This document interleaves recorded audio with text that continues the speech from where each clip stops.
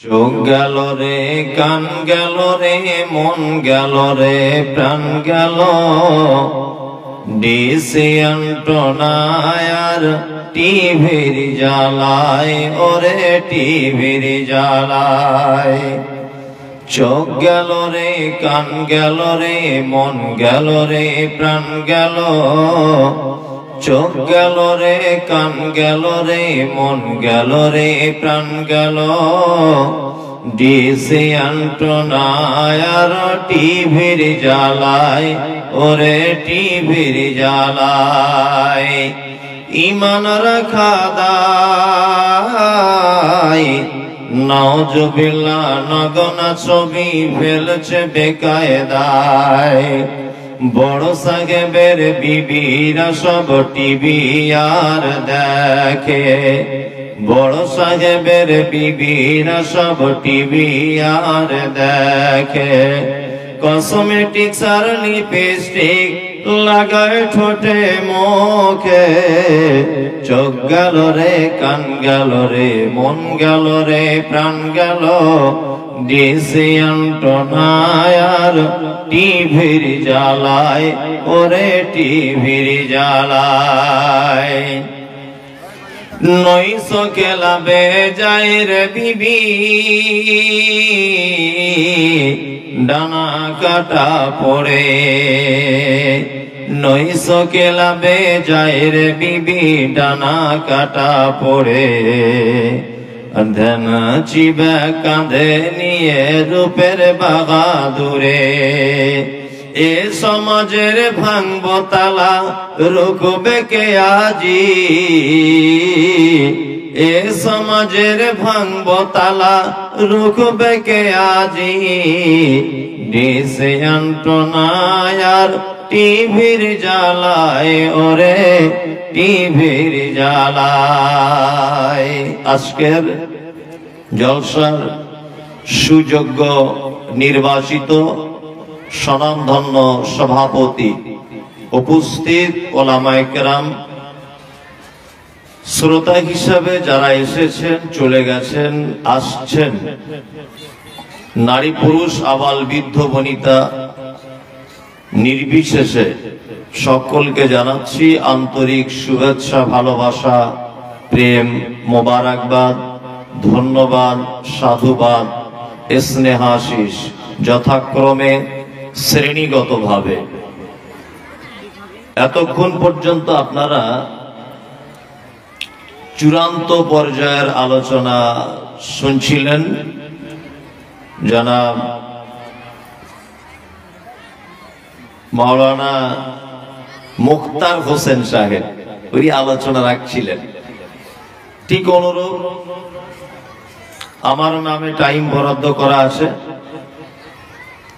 তবে ওনার স্পেশাল গলায় খেলা হয়েছে আর আমার ভাঙা গলায় খেলা হবে, এটাই আর কি ডিফারেন্স।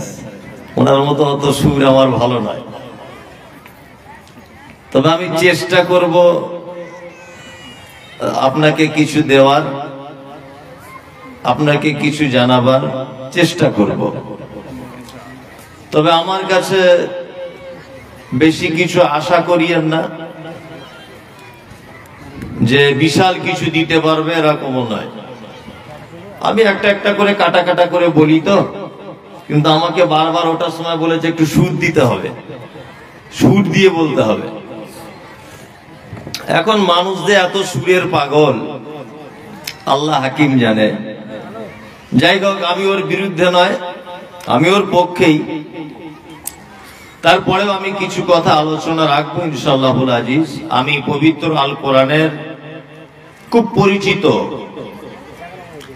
একটি সূরা, দুটি আয়াত আপনাদের সামনে তেলাওয়াত করেছি। এই সূরাটির আরো কিছু আয়াত তেলাওয়াত করিনি, পরবর্তীতে করব, এর তাফসীর করব ইনশাআল্লাহ। এতদিন যারা আমার বক্তব্য বিভিন্ন জায়গায় শুনেছেন আর আজকেও শুনুন।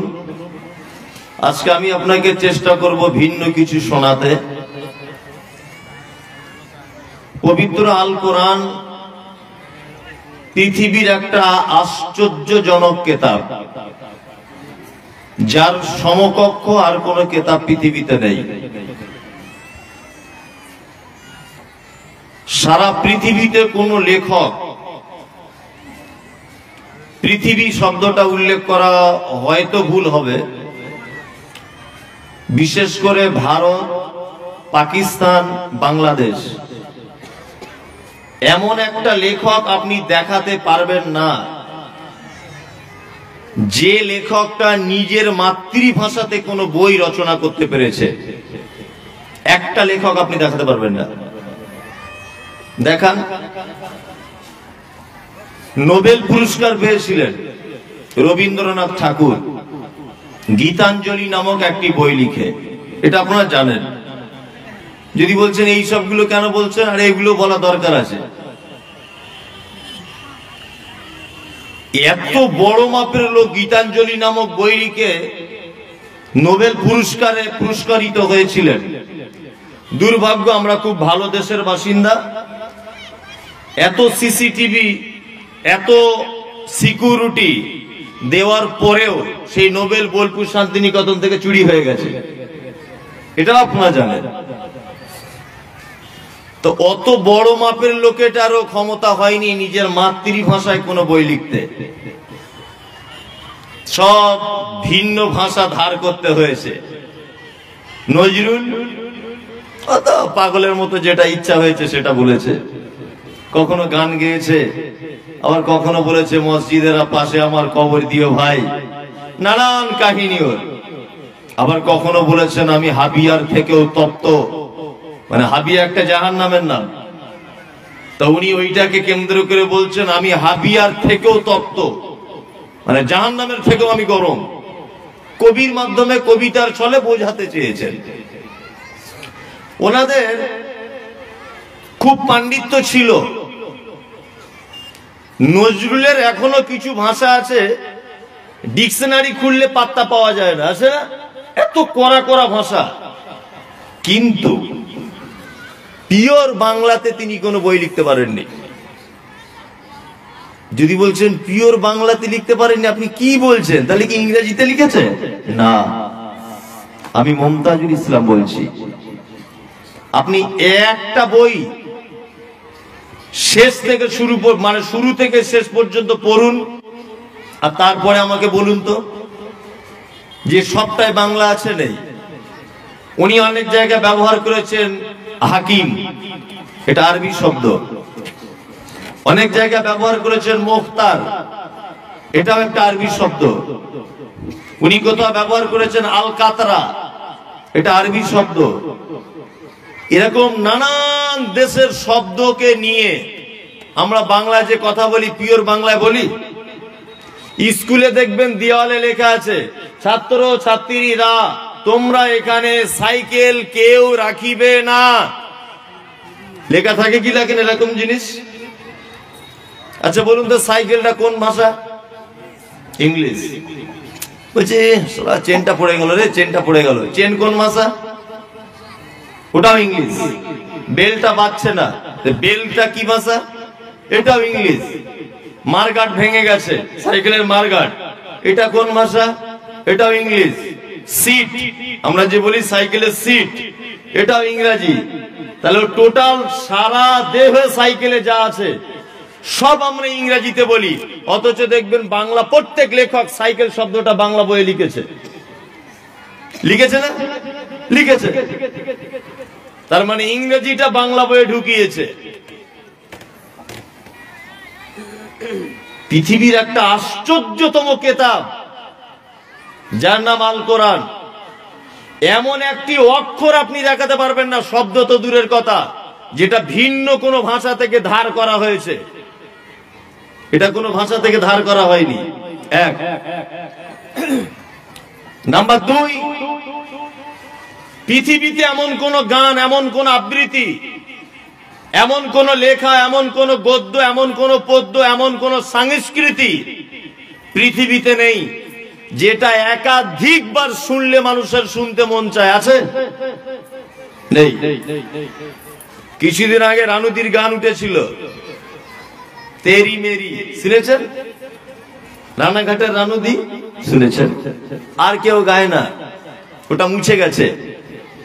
তারপরে আমি যখন খুব ছোট ছিলাম তখন গান উঠেছিল, বেদের মেয়ে জ্যোৎস্না আমার কথা দিয়েছে, আসি আসি বলে জ্যোৎস্না ফাঁকি দিয়েছে। ওটা খুব চলেছিল মার্কেটে, এখন আর চলে না। মোহাম্মদ রফিক যখন গান বলতো মানুষ পাগল হয়ে যেত গান শুনে। সে আর নেই, তার গান আর চলে না। মোহাম্মদ আজিজ, তার গানও আর চলে না। এখন গান উঠেছে কিছুদিন আগে টুনির মা, এও আর চলে না। তারপরে এখন একটা মার্কেটে খুব ভালো চলছে, খুব খুব মানে ভাইরাল, যে বয়স আমার বেশি না, ওরে টুকটুকির মা, চুলগুলো সব পেকে গেল বাতাসে। একটা গান বার হয়েছে বাংলাদেশের, মনে হয় এ আর 1 মাস পরে দেখবেন আর চলবে না। কিন্তু পৃথিবীর একটা আশ্চর্যতম কেতাব বা তেলাওয়াত, যার নাম আল কোরআন, আপনি জন্ম থেকে শুনছেন। মসজিদের ইমাম সাহেব প্রথম রেখাতে দাঁড়িয়েই বলছে আলহামদুলিল্লাহি রাব্বিল আলামিন। বলছে কি বলছে না? বলছে আর রহমানির রহিম। আপনার মসজিদে নামাজ পড়লে একই সিস্টেম, আপনি এখান থেকে চলে যান রায়গঞ্জে, একই সিস্টেম, আপনি ওখান থেকে আর একটু দূরে কলকাতা যান, একই নিয়ম, আপনার টাকা বেশি আছে মক্কায় চলে যান, একই পদ্ধতি। প্রথম রেখাতে দাঁড়িয়েই বলছে আলহামদুলিল্লাহি রাব্বিল আলামিন। আচ্ছা, একটা মানুষ কোনোদিন বিরক্ত হয়ে বলেছে যে ইমাম সাহেব আলহামদুলিল্লাহ ছাড়া নামাজটা পড়াও না? কে বলেছে? আর বিরক্ত আসে? আসে না। এটা একটা আশ্চর্যজনক কেতাব। কিছুদিন আগে, আমি ওর নাম বলবো না, নাম বললে আমার অ্যালার্জি আছে, ওর নাম বললে আমার অ্যালার্জি শুরু হয়। ওর নামের টাইটেলটা বলছি কি, রিজবি না কি বলছিল, রিজবি। ও হারামখোর কোরআনের 22-23টা আয়াতের বিরুদ্ধে মামলা করেছে কোর্টে। বলছে এইগুলো চলবে না, এগুলো সেকালের কথা। মামলা করেছিল কিছুদিন আগে, শুনেছেন তো? এটা শুনেছেন? কোর্টে মামলা করেছে। তা আমি কমেন্ট বক্সে লিখছি যে তোর মতো গয়াকার ধয়াকার আর পৃথিবীতে কেউ নেই, কেউ নেই। আমি মমতাজুল ইসলাম, আমি বইপত্র লিখেছি। তা আমার বইয়ে যদি কোনো ভুল পাওয়া যায়, তা আপনি থানায় অভিযোগ কি বইয়ের নামে করবেন না বইয়ের লেখকের নামে করবেন? কোনটা? কথা বলুন। বইয়ের লেখকের নামে। তা আমি রিজবিকে বলছি, ওরে গরু, তোর কোরআনের এই 22-23টা আয়াত যখন পছন্দই হলো না, তাই এর যে দায়িত্ব গ্রহণ করেছে আল্লাহ স্বয়ং নিজে, এর কার কথা কোরআনে? কথাগুলো কার? আল্লাহ। তাহলে তোর বাপের কত ক্ষমতা আছে একবার আল্লাহর বিরুদ্ধে মামলা কর। তুই কোরআনের বিরুদ্ধে কেন মামলা করতে যাচ্ছিস? আমি লেখক, আমি যদি বইয়ে ভুল যদি লিখি তাহলে মামলা আমার নামে হবে, বইয়ের নামে নয়। তুমি কোরআনের নামে কেন মামলা করতে যাচ্ছ? কত তোমার পাওয়ার আছে, আল্লাহর নামে করো ডাইরেক্ট। এটা একটা আশ্চর্যজনক কেতাব। পৃথিবীতে বিকল্প কোনো বই নেই, কোনো কেতাব নেই। এটা মুহাম্মদ সাল্লাল্লাহু আলাইহি ওয়াসাল্লামের কাছে পাঠানো হয়েছিল। কেন কেন পাঠানো হয়েছিল সেটা বলবো, আর 2-3টে কথা বলবো 5 মিনিট, তারপরে কোরআনের তাফসীর শুরু করব। এটা আপনারা জানেন যে বাজার থেকে যদি আপনি একটা 1200 টাকা দামের মোবাইল কেনেন, 1200 টাকা দামের, এই 1200 টাকা দামের মোবাইলের প্যাকেটের ভিতরে দেখবেন কোম্পানি লিখে দিয়েছে মোবাইলটা কিভাবে চালাতে হয়, চার্জারটা কোথায় গুঁজতে হয়, হেডফোন কোথায় গুঁজে দিতে হয়, কতক্ষণ চার্জ দিলে ব্যাটারি সাপোর্ট করতে পারবে, কত জিবি মেমোরি সাপোর্ট করবে, কল লিস্টে কতজনের নাম্বার আপনি সেট করতে পারবেন, কতক্ষণ পর্যন্ত এর ব্যাকআপ আছে, কতটা হার্ড ডিস্ক, কতটা কি, বিস্তারিত দেখবেন। মোবাইলের খামটা খুলে তার ভিতরে একটা সামান্য জিনিস থাকে বই আকারে, দেখেছেন এটা? 1200 টাকার মোবাইল কিনলে যদি তার ক্যাটালগ লাগে, কিভাবে পরিচালনা করতে হবে। আপনি যদি একটা বর্ষা কোম্পানির সিলিং ফ্যান যদি কেনেন, কোম্পানি তার ক্যাটালগ দেয় কিভাবে তারটা সেটিং করতে হবে।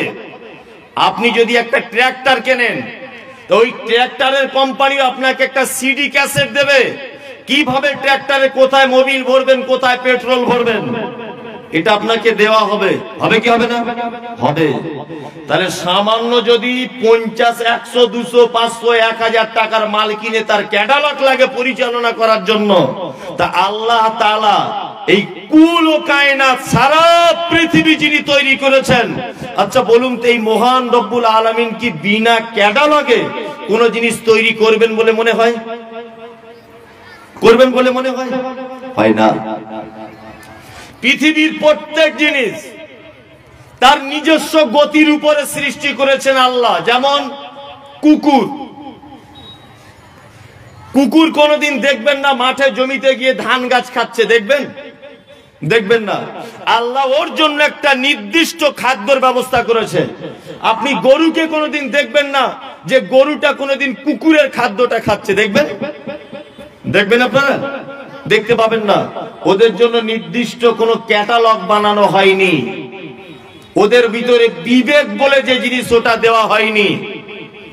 ওই জন্য মানুষ কিভাবে চলবে, কিভাবে চলবে না, কি খাবে আর কি খাবে না, এই টোটাল ক্যাটালগটা হযরত মুহাম্মদ সাল্লাল্লাহু আলাইহি ওয়াসাল্লামের মাধ্যমে মানুষের কাছে পাঠিয়ে দেওয়া হয়েছে, তার নাম কোরআন। কি বলছি বুঝতে পারছেন তো? তাহলে এই ক্যাটালগ থেকে আমি আপনার সামনে একটি সূরা, ছোট্ট একটি সূরা আপনাদের সামনে তেলাওয়াত করেছি। এই সূরাটির নাম হচ্ছে সূরায়ে আনফাল। কি নাম? আনফাল।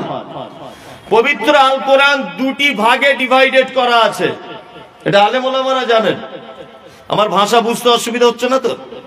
আমি কলকাতার মানুষ। দুটি ভাগে ডিভাইডেড, একটি হচ্ছে মাক্কি সূরা আর একটি হচ্ছে মাদানী সূরা। এই মাক্কি সূরা আল্লাহ নবী সাল্লাল্লাহু আলাইহি ওয়াসাল্লাম যতদিন মক্কায় ছিলেন যে সূরাগুলি অবতীর্ণ হয়েছে, এই সূরাগুলিকে কোরআনের ভাষায় বলা হয় মাক্কি সূরা। হিজরত করে মদিনায় চলে এসেছেন, এর নাম মাদানী সূরা। এখন হিজরত করার পরে কোন কাজের জন্য তিনি মক্কায় গেছেন, কোরআন অবতীর্ণ হয়েছে, ওটাও কিন্তু মাদানী সূরা। যদি বলেন এখন তো আছে মক্কাতে, তাহলে এটা মাদানী সূরা হবে কেন? মাদানী আর মাক্কি সূরা ডিভাইডেড স্থানকে কেন্দ্র করে নয়, হিজরতকে কেন্দ্র করে। কি বলছি বুঝতে পারছেন? আল্লাহ নবীর হিজরতকে কেন্দ্র করে সূরা ভাগ করা হয়েছে। এক। দ্বিতীয় কথা হচ্ছে পবিত্র আল কোরআনের 114টির মধ্যে 7 নম্বরের সিরিয়ালে আছে এই সূরাটি আনফাল। এই সূরার আরো ডিটেইলস বলি। আল্লাহ তাআলা মক্কাতে যে সূরাগুলি অবতীর্ণ করেছেন, এতে খুব নরম নরম শব্দ ব্যবহার করেছে, খুব নরম। জান্নাত, জাহান্নাম, ফুলসিরাত, মিজান, হাসর, কবর, এই সমস্ত কথাগুলো মক্কায় অবতীর্ণ করা হয়েছে। আর মদিনায় আসার পরে অবতীর্ণ হয়েছে এই তোমাকে এটা এক্ষুনি ছেড়ে দিতে হবে, এই তোমাকে এটা করতে হবে, এই তোমাকে যাকাত দিতে হবে, এই তুমি যদি জেনা করো তোমাকে রজম করে দেওয়া হবে, এই তুমি যদি ইয়ং বয়সে জেনা করো বিবাহের আগে 100 বেত্রাঘাত মারা হবে, তুমি যদি সুদ খাও তোমার এই পাপ দেওয়া হবে। আল্লাহ হুঙ্কার এবং কড়া কড়া শব্দগুলো ব্যবহার করেছেন সব মদিনাতে। কারণ এতে অনেক কারণ আছে। দেখবেন যে ছেলেটা স্কুলে সব থেকে বেশি ভালো স্টুডেন্ট, খুব ভালো মেধা স্টুডেন্ট, ও দেখবেন সব সময় ফার্স্ট বেঞ্চিতে বসে। আর যারা দেখবেন গরু, মাথায় গোবর ভরা, ওরা দেখবেন সবার লাস্টে বসে। আর মাস্টারদের একটা অভ্যাস আছে, যে ছেলের দেখবেন প্রতিদিন পড়া হয় না তাকে আর কোনোদিন মারে না, জানে ওর মারলেই কি, ওর আর না মারলেই কি। আর যার প্রতিদিন পড়া হয় তার যদি একটুখানি একটা শব্দ যদি ভুল যায়, চট করে একবারই মেরে দেয়। কেন মারে বলুন তো? মাস্টার ওকে সব থেকে বেশি ভালোবাসে, আর মাস্টার ওকে মেরে বোঝাতে চায় যে তুই পড়াটা আরো ভালো কর, এই কারণে ওকে মারে। তা মক্কাতে নরম নরম সুর আল্লাহ কেন বললেন? তখন মানুষকে ঈমানের দিকে টেনে আনার ব্যাপার ছিল। আর যখন ঈমান নিয়ে চলে এসেছে, লোকটা পরিপূর্ণ ঈমানে ভরপুর, তখন আল্লাহ তার উপরে হুকুম জারি করেছে, শাসন করা তারই সাজে সোহাগ করে যে। দুই চারটে ছোট বড় কথা সেই বলে নিতে পারে যে সব থেকে বেশি আদর করে। ছোট বড় দুটো কথা সেই বলে নিতে পারে যে সব থেকে বেশি আদর করে। তা আল্লাহ মোমেনদেরকে খুব ভালোবাসে, এই কারণে ছোট বড় করে বলে নিয়েছে, সুদ খাবে না, মদ খাবে না, এগুলো সব হারাম। খুব টার্সে তিনি কথা বলেছেন। এবার একটা কথা আরো বলে রাখছি, আপনাকে বোঝাচ্ছি আমি, আপনি স্টুডেন্ট, আপনি ছাত্র। শুধু জলসা গতানুগতিক বক্তব্য দিয়ে দিলে হবে না, সুর আমারও আছে।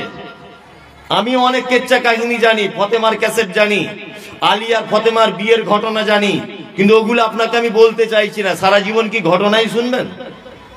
কিছু শিখতেও তো হবে, কিছু জানতেও তো হবে। তা আপনাকে আমি একটা একটা করে বলছি। পবিত্র আল কোরআন নাজিল হয়েছে কোনো কারণ ছাড়া, একটা শব্দ আল্লাহ তাআলা নাজিল করেননি কোনো কারণ ছাড়া। এই সূরাটি অবতীর্ণ হবার কারণ কি মৌলভী সাহেব একটু বলে দেন? বলে দিলে আপনাকে বুঝতে সুবিধা হবে, এই কারণে বলছি। ইসলামে প্রথম একটি যুদ্ধ হয়েছিল, এই যুদ্ধটির নাম হচ্ছে বদর। নাম জানেন সবাই? বদর। 313 জন লোক ছিল এখানে মুসলিমদের পক্ষে সৈন্য হিসাবে। 2 হিজরিতে অনুষ্ঠিত হয়েছিল। বদরের মধ্যে আর কঠিন যুদ্ধ ইসলামিক ইতিহাসে আর কোন যুদ্ধ হয়নি। কারণ বদরের যুদ্ধে বাপ তলোয়ার ধরেছিল বেটার বিরুদ্ধে, বেটা তলোয়ার ধরেছিল বাপের বিরুদ্ধে, এক। আর দ্বিতীয় কথা হচ্ছে, তখন সেই মাত্র মানুষ টাটকা ঈমান এনেছে। একটা ছেলে কালকে মুসলমান থেকে, হিন্দু থেকে মুসলিম হলো, তাকে যদি বলা হয় তোমার আব্বাকে মারতে হবে কালকে, এটা সম্ভব বলুন? দয়া একটা কাজ করবে, মায়া মোহাব্বত কাজ করবে। ঠিক তেমন যুদ্ধের ময়দানে তুমুল গতিতে যুদ্ধ চলছে, একদম 100 গতিতে। মুহাম্মদ সাল্লাল্লাহু আলাইহি ওয়াসাল্লাম এক পর্যায়ে হেরে যাবেন, এরকম একটা ব্যাপার যুদ্ধতে। আল্লাহ রাসূলের মন খুব মর্মাহত যে হেরে গেলে তাহলে কি হবে, মানুষের কাছে কি করে মুখ দেখাবো। কিন্তু প্রথম যুদ্ধতেই জয়লাভ করতে হবে যে কোনো ভাবে। আল্লাহ উপর থেকে বুঝতে পারলেন আমার হাবিবের মন খারাপ, ফেরেশতা পাঠিয়ে দিলেন, যাও চলে যাও, আমার নবীর মন খারাপ, যাও। ফেরেশতারা চলে এলো, যুদ্ধের ময়দান দাউ দাউ করে জ্বলতে লাগলো, মানে গরম তেজের কারণে। একদল সাহাবীরা একদম বড় বড় লাঠি ছোটা যুদ্ধের তলোয়ার নিয়ে সব বেঈমান মুশরিকদের দল ছাড়া করে, ময়দান ছাড়া করে নিয়ে তেড়ে তেড়ে নিয়ে যাচ্ছে। আর একদল সাহাবী যুদ্ধের মালগুলো এক জায়গায় জমা করছে, ওরা মালটাল ফেলে দিয়ে চলে যাচ্ছে, এই ফেলে দেওয়া মালগুলো। আর একদল সাহাবী আল্লাহর নবীকে চারিদিকে গোল করে ধরে আছে, আর তারা বলছে যুদ্ধর মাল যায় যাক,